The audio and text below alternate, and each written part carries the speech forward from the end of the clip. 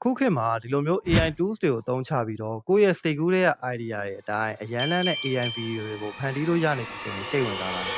Long before the world knew of tea in the misty hills of Myanmar, our ancestors discovered a secret, a leaf that could be both sipped and savored. With patience and care, they turned those leaves into Latfet Thok, a treasure shared in moments of friendship and peace. Latfet Thok became more than food. It became a bond, a taste of love, laughter, and unity. As time moved on, our traditions didn't fade. They evolved. Today, Latfet Thok comes ready, still rich with the flavor of home. From home, love is carefully packed, a dozen parcels filled with memories, ready to cross borders. Far from home, that simple box carries more than food. It carries love, comfort, and a piece of home. One bite, and suddenly, he's home again. No matter where we work or how far we go, the taste of Latfet Thok keeps us connected. Latfet Thok, a timeless taste, traveling from our hearts to yours. အခုမြင်တွေ့လိုက်ရတဲ့ video ကို script ရေးတာနဲ့စပြီးတော့ video တွေအတန်တွေအကုန်လုံးရတဲ့အထိ AI နဲ့ပဲဖန်တီးတာဖြစ်ပါတယ် generative AI တွေအရန်အားကောင်းလာတဲ့အများ content creation အပိုင်းတွေမှာ AI ကိုအသုံးချရတာအရင်အထက်ပိုပြီးတော့ကောင်းလာတယ်ဒီနေ့ tutorial မှာကျွန်တော်က AI tools 3မျိုးကိုသုံးပြီးတော့ကြော်ညာ video တစ်ပုဒ်ကိုဖန်တီးကြည့်မှာဖြစ်ပါတယ်ဒီနည်းလမ်းနဲ့ဆိုရင်ကိုယ့်ရဲ့လုပ်ငန်းအတွက်ကြော်ညာဖန်တီးခြင်းတဲ့သူတွေကျွန်တော်တို့လို content creator တွေဒါမှမဟုတ် story ဇာတ်လမ်းကောင်းတွေဖန်တီးခြင်းတဲ့သူတွေအတွက်ချိန်ကုန်တက်တာပြီး quality ကောင်းတဲ့ AI video တွေကိုဖန်တီးနိုင်မှာဖြစ်ပါတယ်။ဒါဆိုရင်တော့ video စလိုက်အောင်။ဒီလုံးနေနဲ့ကျွန်တော်တို့ video တွေလိုအပ်တဲ့ narration ရဲ့ပုံတွေ video တွေထုတ်ဖို့အတွက် prompt တွေရဲ့ကို ChatGPT မှာရင်ထုတ်မယ်ပေါ့နော်။ ChatGPT ကိုကိုလိုချင်တဲ့ဇာတ်လမ်းပြောပြမယ်။ပြီးရင်အဲ့ဒီဇာတ်လမ်းအတွက်လိုအပ်တဲ့ image prompt ရဲ့ motion prompt ရဲ့ narration ရဲ့ကိုတစ်ခါတည်းထည့်ပြီးတောင်းလိုက်ပါမယ်။အဲ့ဒါဆိုရင်တော့ ChatGPT ကနေအခုမြင်နေရသလိုမျိုး image prompt ရဲ့ motion prompt ရဲ့ narration ရဲ့ကိုတွဲတွဲထုတ်ပေးပါလိမ့်မယ်။ကျွန်တော်အနေနဲ့ဘာလို့တွဲတွဲထုတ်လဲဆိုတော့ပုံကနေ video ပြန်ပြောင်းမှာဖြစ်တဲ့အတွက် image prompt နဲ့ video ထုတ်မဲ့ motion prompt ကဆက်ဆက်နေဖို့လိုပါတယ်။အဲ့ဒါမှပဲ video ကပိုတိကျပြီးတော့ကျွန်တော်တို့လိုချင်တဲ့အတိုင်းရမှာပေါ့နော်။ကျွန်တော်ဒီ video မှာအသုံးပြုထားတဲ့လိုအပ်တဲ့ prompt နဲ့ narration တွေကိုတော့ comment မှာချပေးထားပါတယ်။ဒါကြောင့်မလို့ကိုပါကိုစမ်းကြည့်ကျင်တယ်ဆိုလို့ရှိရင်လည်းကျွန်တော်ချပေးထားတဲ့ prompt တွေ narration တွေနဲ့ပဲစမ်းကြည့်လို့ရပါတယ်။ prompt တွေ narration တွေရလာပြီဆိုရင်တော့ Google Video 3နဲ့ကျွန်တော်တို့လိုချင်တဲ့ပုံနဲ့ video တွေထုတ်မယ်ပေါ့နော်။ video 3ကို Flow ထဲကနေသုံးတာဖြစ်တဲ့အတွက် VPN ချိတ်ထားဖို့လိုအပ်ပါတယ်။ website link ကိုလည်း comment မှာချပေးထားပါတယ်။ဒီနေရာမှာ image prompt နဲ့ပုံပါလို့အရင်ထုတ်လိုက်လဲဆိုတော့ဒီတိုင်း prompt ရေးပြီး video တန်းထုတ်လိုက်ရင်ကျွန်တော်တို့မလိုချင်တာတွေပါလာတဲ့အခါမျိုးတွေလိုချင်တာတွေတေချာထည့်ချင်တာမျိုးတွေမှာ prompt တစ်ခုတည်းနဲ့တိတိကျကျထွက်လာဖို့ကခက်တယ်ပေါ့နော်နောက်ပြီးတော့အမှားများရင်ခဏခဏပြန်ထုတ်ရတော့ credit ကပိုကုန်ပါတယ်အဲ့ဒါကြောင့်မို့လို့ပုံကိုစိတ်တိုင်းကျထုတ်ပြီးတော့မှ video ပြန်ထုတ်တာကအများကြီးအဆင်ပြေပါတယ် video 3ရဲ့ရောက်ပြီဆိုရင်တော့ new project ကိုနေပြီးတော့ project တစ်ခုခေါ်လိုက်မယ်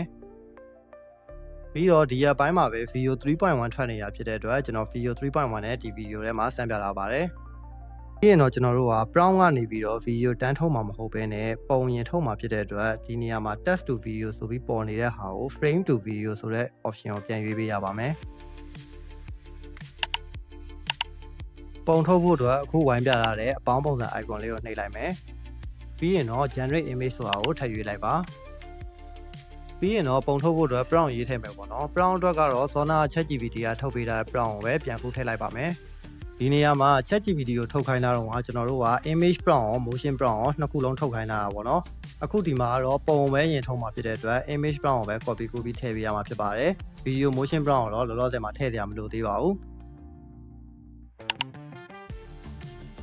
ခုဆိုရင်ပုံတွေတော့အရင်ထွက်လာပြီပေါ့နော်ထွက်လာတဲ့ပုံတွေထဲမှာကိုဗီဒီယိုထဲမှာသုံးကျင်တဲ့ live ဖတ်မဲ့ပုံကိုရွေးရပါမယ်တကယ်လို့အခုထွက်လာတဲ့ပုံတွေကိုမကြိုက်သေးဘူးဆိုရင်လည်း cancel ဆိုတဲ့နေရာကိုနှိပ်ပြီးတော့ပုံအသစ်ပြန်ထုတ်လို့ရပါတယ်ထွက်လာတဲ့ပုံတွေထဲမှာကိုသုံးကျင်တဲ့ပုံပါလာလို့ရှိရင်တော့ပုံတစ်ချက်နှိပ်ပြီးတော့အောက်မှာဝိုင်းပြလာတဲ့ save as new ingredient ဆိုတဲ့ button ကိုနှိပ်လိုက်ပါအဲ့လိုနှိပ်ပြီးလို့10 second လောက်ကြာရင်တော့အခုဝိုင်းပြလာတဲ့နေရာမှာ Sona ရွေးခဲ့တဲ့ပုံပေါ်လာပါလိမ့်မယ်ဒါဆိုရင်တော့ကျွန်တော်တို့ဆက်ပြီးတော့ပုံကနေ video ပြောင်းမှုအတွက် ready ဖြစ်ပါပြီဒါဆိုရင်တော့ Sona ထုတ်ခဲ့တဲ့ image prompt အောက်က video motion prompt ကိုသွားယူပြီးတော့ prompt နေရာမှာထည့်ပြီး video ပြောင်းလို့ရပါပြီ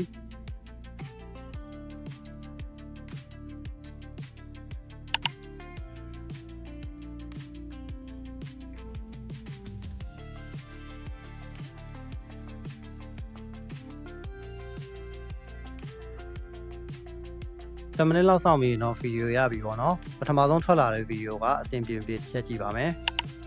Video 3.1 ရဲ့ quality ကတော့ video ထဲမှာမြင်နေရတဲ့အတိုင်းပဲတော်တော်လေးကိုကောင်းပါတယ်။ Video 3.1 မှာအတန်မှာပါပြီးသားဖြစ်တဲ့အတွက်ကျွန်တော်တို့မလိုတဲ့အတန်တွေကိုတော့ CapCut ထဲမှာနောက်ပိုင်းကျရင်ပြန်ဖြောက်ပေးရမယ်ပေါ့နော်။ခုထွက်လာတဲ့ video ကအဆင်ပြေတယ်ဆိုရင်တော့ဝိုင်းပြလာတဲ့နေရာလေးကိုနှိပ်ပြီးတော့ device တွေကို download ဆွဲထားလိုက်ပါ။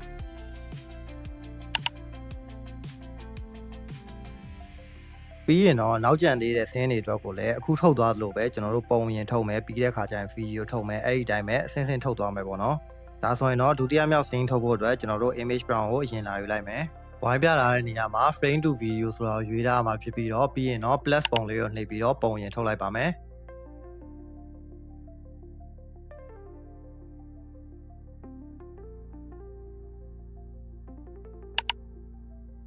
ကိုစိတ်ကြိုက်ပုံရပြီဆိုရင်တော့ဝိုင်းပြလာတဲ့ safest new ingredient ဆိုတဲ့နေရာလေးကိုနှိပ်လိုက်မယ်။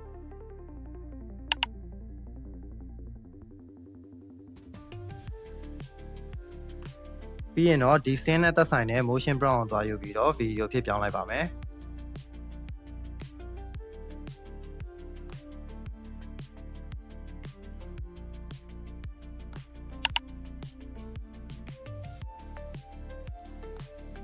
အခုဆိုရင်တော့ကျွန်တော်တို့ video မှာသုံးမဲ့ဒုတိယမြောက်ဆင်းအတွက် video နောက်တစ်ခုရလာပြီပေါ့နော်။ကျန်နေသေးတဲ့ဆင်းတွေကနောက်ထပ်6ခု9ခုလောက်ရှိနေသေးတဲ့အတွက်ကျွန်တော်တစ်ခုချင်းစီကိုတော့အသေးစိတ်မပြတော့ဘူး။အခုလုပ်သွားတဲ့ process တိုင်းပဲကျွန်တော်တို့တစ်ဆင့်ချင်းစီပုံရင်ထုတ်မယ်ပြီးတဲ့အခါကျလို့ရှိရင် video ပြန်ပြောင်းမယ်။အဲ့ဒီတိုင်းပဲတစ်ဆင့်ချင်းစီထုတ်သွားလို့ရပါတယ်။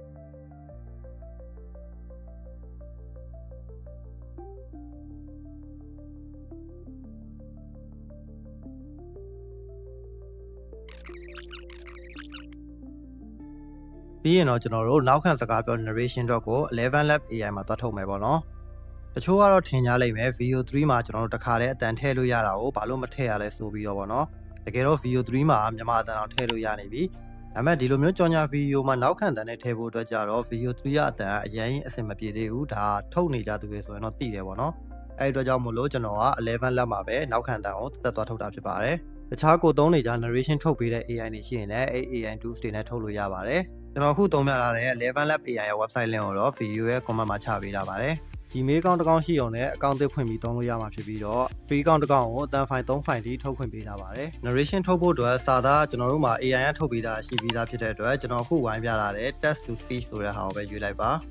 ညာဘက်ခြမ်းကဝိုင်းပြလာတဲ့နေရာကတော့ကျွန်တော်တို့ narration အတန်ထုတ်တဲ့အခါမှာအတန်ကိုလူကြီးတန်လိုချင်လားဒါမှမဟုတ်ကလေးတန်လိုချင်လားယောက်ျားတန်လိုချင်လားမိန်းမတန်လိုချင်လားစသဖြင့်ရွေးရတဲ့နေရာဖြစ်ပါတယ်ဒီဗီဒီယိုမှာတော့ကျွန်တော်က Brian ဆိုတဲ့ AI model အတန်ကိုရွေးရပါတယ်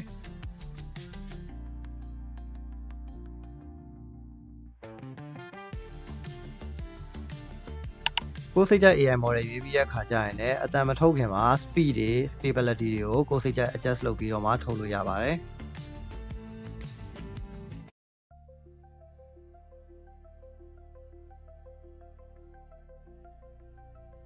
အလယ်မှာတော့ကျွန်တော်တို့ဆက်စတော့က ChatGPT ကနေထုတ်ခဲ့တဲ့ narration စာတွေကိုပြန်ထည့်ပေးရမှာဖြစ်ပါတယ်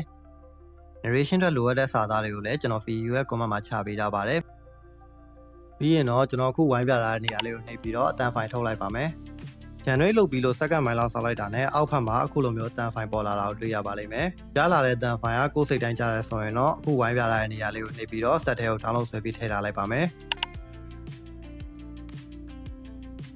ခုဆိုရင်တော့ကျွန်တော်တို့မှာ video 3ကနေပြီးတော့ထုတ်ထားတဲ့ video file တွေလည်းရလာပြီ11 lab ကနေပြီးတော့ထုတ်ထားတဲ့ narration အတန် file လည်းရလာပြီဆိုတော့အဲ့ဒါတွေအကုန်လုံးကိုပေါင်းပြီးတော့ CapCut ထဲမှာ video တစ်ခုအနေနဲ့ပြန်ပြီးတော့ထုတ်ပါမယ်။ CapCut ထဲမှာ edit လုပ်ဖို့အတွက်အခုဝိုင်းပြလာတဲ့ import ဆိုတဲ့နေရာကိုနှိပ်ပြီးတော့စောနာကျွန်တော်တို့ထုတ်ခဲ့တဲ့ AI video တွေ AI အတန် file တွေအကုန်လုံးကိုဒီထဲကို import လုပ်လိုက်ပါမယ်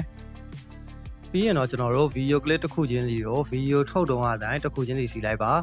11 lab က AI အတန်ကိုလည်းတစ်ခါလေးထည့်ပေးလိုက်ပါမယ်။ပြီးရင်တော့ AI video clip တွေမှာကိုမလိုချင်တဲ့နေရာတွေကိုမသုံးချင်တဲ့နေရာတွေကိုစက္ကန့်တစ်ခုချင်းစီလိုက်တခြားစစ်ပြီးတော့ဖြတ်ထုတ်လိုက်ပါမယ်။ edit ဆက်တာကတော့ကိုအချိန်ပေးပြီးလုပ်ရင်လုပ်သလောက်ပိုကောင်းတာဖြစ်တဲ့အတွက်ကျွန်တော် edit ဆက်နေသေးသေးကိုတော့မပြောပြတော့ပါဘူး။ final video ဖြစ်လာအောင်ဘယ်အပိုင်းတွေဘယ်လိုဖြတ်ထုတ်ပြီးတော့ဘယ်လိုတွေထည့်ရမယ်ဆိုတာတော့ပဲကျွန်တော်ပြပြပေးသွားပါမယ်။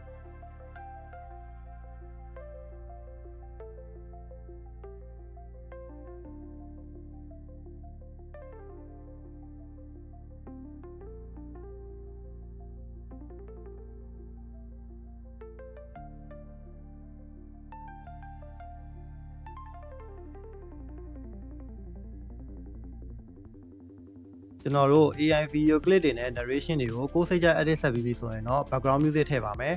ဒီ video မှာတော့ background music ကို Pixabay ဆိုတဲ့ website ကနေသုံးထားတာဖြစ်ပြီးတော့ website ရဲ့ link ကိုတော့ comment မှာချပေးထားပါမယ်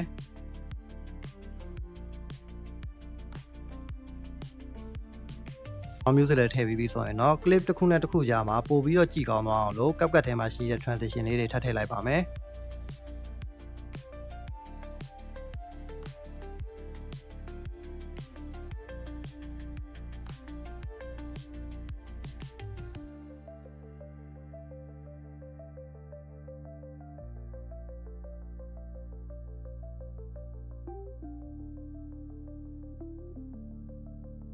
transition တွေထည့်ပြီးပြီဆိုရင်တော့ narration စာသားအတိုင်းကျွန်တော်တို့စာတန်းထိုးပေးပါမယ် CapCut မှာကျတော့စာတန်းထိုးဖို့တော့ကျွန်တော်တို့တကူတကကြီးပြန်ပြီးတော့ရေးနေစရာမလိုဘူး generate caption ဆိုတာကိုနှိပ်ပြီးတော့ပဲစာတန်းတစ်ခါလဲ auto ထိုးသွားလို့ရပါတယ်ကျွန်တော် edit ဆက်တဲ့အပိုင်းကိုပြန်ပြောပေးပါမယ်အရင်ဆုံး AI ကထုတ်ထားတဲ့ video နဲ့ narration တွေကိုကိုက်ညီအောင်ရင်ဆက်လိုက်ပါမယ်ပြီးရင် background music ထည့်လိုက်မယ်နောက်ပြီးရင်တော့တင့်တော်မဲ့ transition တွေကိုလိုက်ထည့်ပါမယ်နောက်ဆုံးအနေနဲ့စာတန်းထိုးပေးလိုက်မယ်ဆိုရင်အခု video ထဲမှာမြင်နေရတဲ့ AI ကြော်ညာ video တစ်ပုဒ်ရပြီဖြစ်ပါတယ် Long before the world knew of tea in the misty hills of Myanmar, our ancestors discovered a secret, a leaf that could be both sipped and savored. With patience and care, they turned those leaves into Latfet folk, a treasure shared AI in video moments ဖန်တီးရ of တဲ့ပတ်သက်ပြီးသိချင်တာတွေမေးချင်တာတွေရှိရင်ကျွန်တော် video ရဲ့ comment နဲ့ chat box မှာမေးခဲ့လို့ရပါတယ်မိတ်ဆွေရဲ့လုပ်ငန်းအတွက်ပဲဖြစ်ဖြစ် AI video တွေလိုအပ်ခဲ့ရင်လည်းကျွန်တော်စီမှာစုံစမ်းမေးမြန်းပြီးအနှံလို့ရပါတယ် video ဆုံးထိကြည့်ပေးတဲ့အတွက်ကျေးဇူးတင်ပါတယ်နောက်ထပ် video တွေမှာပြန်တွေ့ကြပါမယ် ready, still rich with the flavor of home. From home, love is carefully packed, a dozen parcels filled with memories, ready to cross borders. Far from home, that simple box carries more than food. It carries love, comfort, and a piece of home. One bite, and suddenly, he's home again. No matter where we work or how